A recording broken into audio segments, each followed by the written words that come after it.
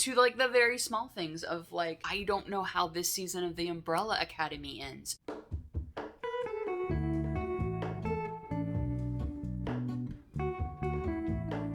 This feels weird.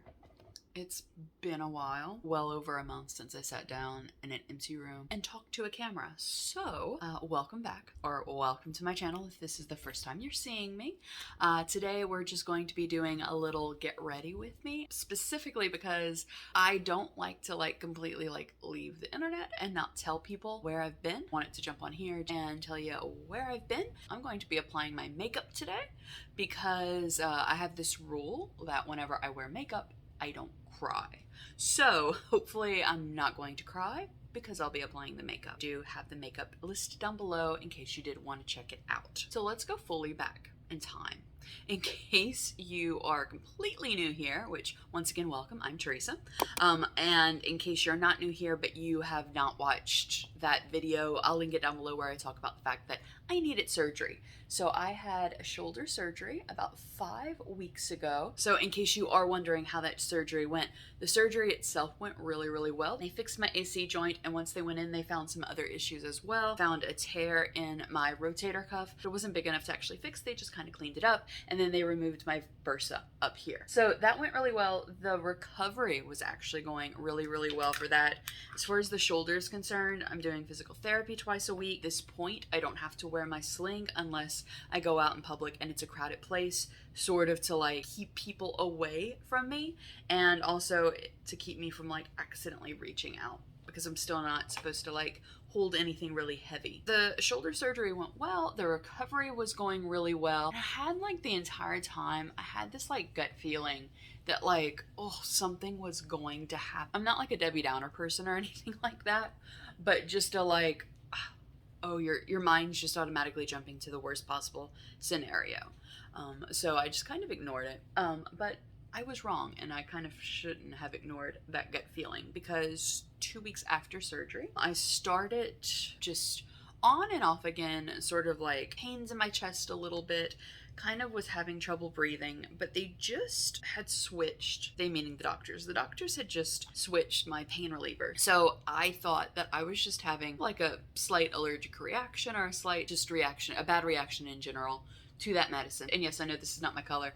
I haven't really gone outside that much lately. So I just kind of assumed that that was what was happening, and it just progressively got worse. The night that all of this went down, it got to the point that I couldn't speak a whole sentence without having to stop and gasp for breath. Really, my heart was beating out of its chest, all of those things. So my parents finally convinced me to go to the hospital. I suffered for 15 years with endometriosis, so anytime I would go to the hospital for something like that, I was given Toradol and sent home, with the prescription of Toradol, oh, there's nothing wrong with you, go home. And so I didn't really want to have us have to go, because it was in the middle of the night, we went around midnight, to have that whole situation of, oh, there's nothing wrong, go home. There was something majorly wrong. I still have, because they stay with you for months, blood clots, big blood clots, and a lot of them. A blood clot had formed in my leg, still there. I mean, I did have a pain in my leg, but it wasn't swollen, it wasn't red, it wasn't all of those stereotypical clues of what a blood clot is. So I just thought, it's a cramp in my leg. It felt like a Charlie horse, actually. So it kind of just felt like that, which I do get those from time to time because, I don't drink enough water. I'm severely dehydrated all the time. And then when we went to the doctor for my week follow-up to check this, and they x-rayed it to make sure it was healing properly, we told the nurse practitioner, is that what they're called? We told the person who came in to do my whole exam, and she just kind of shrugged it off, which blows my mind, because if she wouldn't have, you would think after surgery, someone comes in complaining about leg pain, they should have been oh, you have leg pain of any type, let's do an ultrasound right now. Because if they would have caught it then, I don't think it would have escalated as much as it has. The blood clot part of it had broken off and had gone into my lungs, and a CT scan proved that I had blood clots, big, small, multiple, a lot of them, all in my lungs and around my heart. And because of that, and because of their size, and because of the fact that my oxygen level was severely low when I was brought in, and my heart rate at rest was 155, they admitted me into the ICU.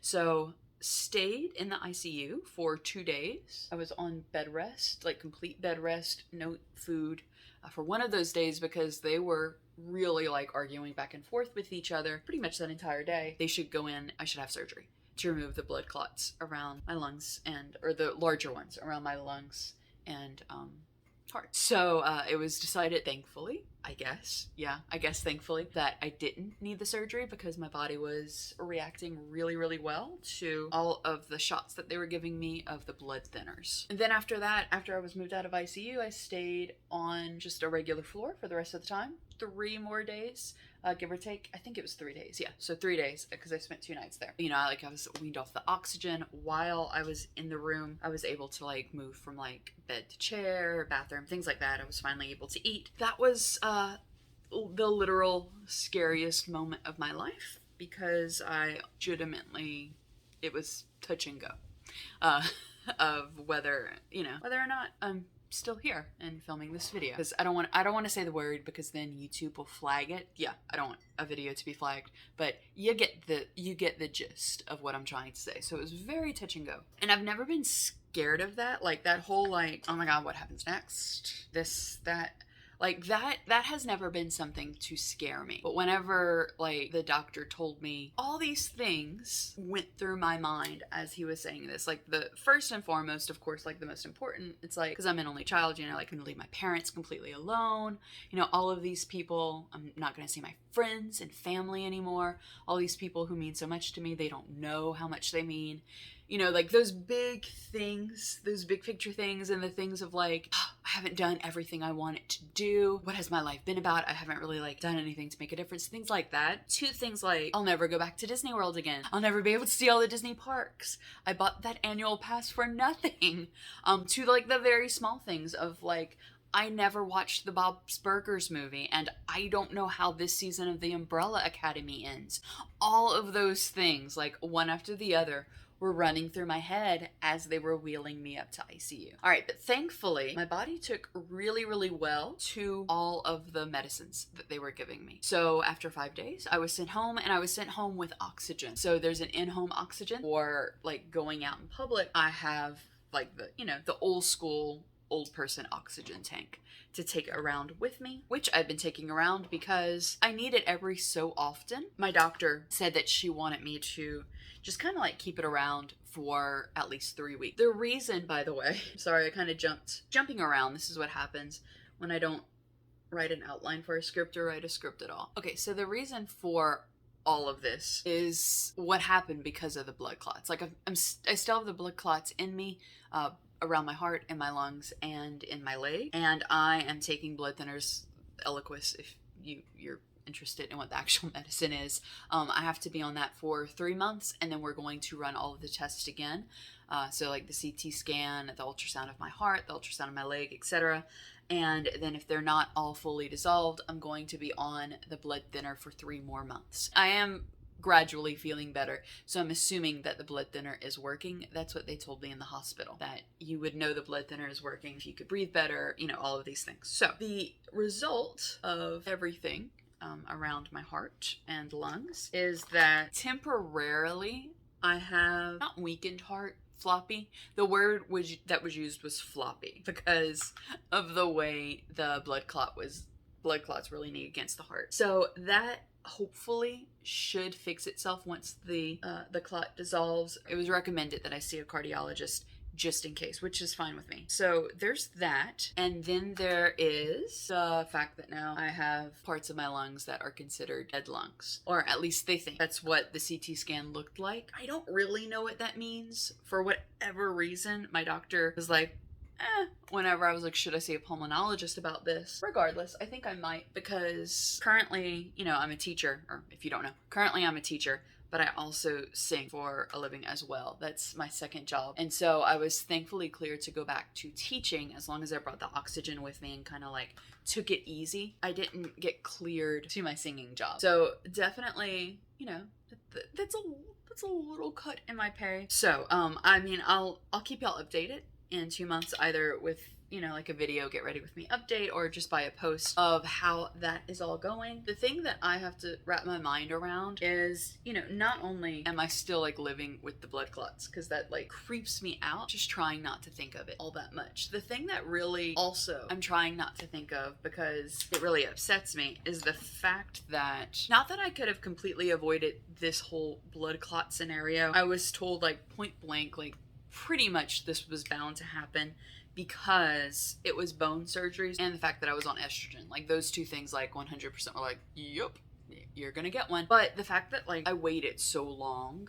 to actually go, because I had started feeling bad the day before, like really feeling bad the day before, but I thought, I'm just tired. But if I would have like not avoided my symptoms or not ignored my symptoms, even going back to just the leg, if I wouldn't have thought that like, oh yeah, this is just a Charlie horse, and like actually had just gone to be like, hey, can y'all check this out, they would have still found the clot. But all of this thing of like me being in the ICU, me being, almost gone, me having to, pretty much live now with the lung issue. All of those things could have potentially been avoided if I would have just gone when I first started having symptoms. If you're still watching this part of the video, I should say, is like, don't ignore your symptoms. Believer of like Vicks Salve and ginger ale and Alka-Seltzer will cure everything, like that sort of thing. Like, I don't like to go to the doctors because I can do it myself. I do believe in modern medicine. I'm not like one of those people, but I'm gonna try to avoid going to the doctor at all costs. I'm gonna try to do it like just kind of like tough it out sort of person. And I can tell you that I'm no longer going to be that person. I'm not going to be like a hypochondriac or anything like that, but it's definitely going to be like, I have symptoms and they don't get better of anything, I'm going to go to the doctor, not just tough it out. And so like you should too, if you can. Don't ignore your symptoms. I guess that's the PSA of this video. I am a firm believer of you create your own destiny sort of thing, but also I'm also a firm believer of like, how do they explain it in Doctor Who? Oh, they call it a fixed point in the timeline, like a fixed point in time. I think that everyone has like a few fixed points in times, that no matter what happens and what decisions are made, you have to end up there, and nothing you can do keeps you from that. And I think that that's like, this is like a fixed point in my timeline, because so many flags were missed. It was missed, whenever I had the leg pain. When I started going back to physical therapy, I told my physical therapist about the leg pain. It was overlooked. We told the doctor about it. That was overlooked. Like, all of these different things were overlooked. So like, I'm kind of living with the like, this was probably like, it had to happen, because, like my viewpoint of things now is a little changed, and my viewpoint of like what I want to do with my life is kind of changing. So I think that this had to happen. Frank's tail. I think this had to happen for, I think, like the trajectory of the rest of my life. But I'm not exactly sure. Still early days, just like 3 weeks out of the hospital from when I'm filming this. So I thought I'd bring you in here with me while I finish my hair. What does this mean for my channel? I'm not exactly sure. I'm gonna try to keep my schedule as consistent as possible, just because, staying in the algorithm, giving you content. YouTube is now a source of income for me. We'll definitely be doing that. My content might shift a little bit. Obviously, won't be doing a lot of going out and traveling for a while. Might not be doing like vlog style things for a while. I did film 2 parts, or parts of 2 video, let me say, and they're both art videos. So for a while, might be that I'm doing some more artsy things, or just things that like don't require a lot of high energy, because I know that this video was more than likely lacking a lot of energy, because I am very tired, understandably, with all that I've been through. But I am tired. That plus not really having to talk a lot, those sort of videos kind of will be more than likely the type of videos that I do for the time being. By the way, the day before I went to the hospital, I did create a second channel, and I will link it down below. It is called Rose May Art. Posted about it, and then like didn't do anything, but it's going to be like an art-centered channel. So if you like art, or you like me and you'd like to support me, head over there and consider subscribing. I also have like an Instagram account with the same name. I'll link all of that below. How can you help? Because I've gotten a lot of questions from people of how can I help just supporting this channel. So, like watching my videos, because like I said, it is a source of income for me. So, watching videos is always appreciated. You can you know, do all of those things that YouTubers say. You know, you can comment, like, subscribe, things like that. You can share this video out. This is also a good video to share out if you know somebody who, like me, constantly just like pushes off any symptoms that they have, and they're like, I can tough it out. This may be a good, like, you shouldn't do that sort of video. But yeah, that's about it. I have a Buy Me a Coffee account. I'm not saying you need to, but you know, it's always been linked down below, and you know, I'll link it again. You're more than welcome to support my channel that way. Keep me in your hashtag thoughts and prayers, and you know, just continue to like you've been doing and watch my videos and support me here. I greatly appreciate it. Always have, always will. Now I'm gonna finish getting ready. So that is it for today's video. Thank you so much for spending a little bit of your day with me and for your continued support. I hope that you have a wonderful rest of your day, and I'll see you in another video. Goodbye.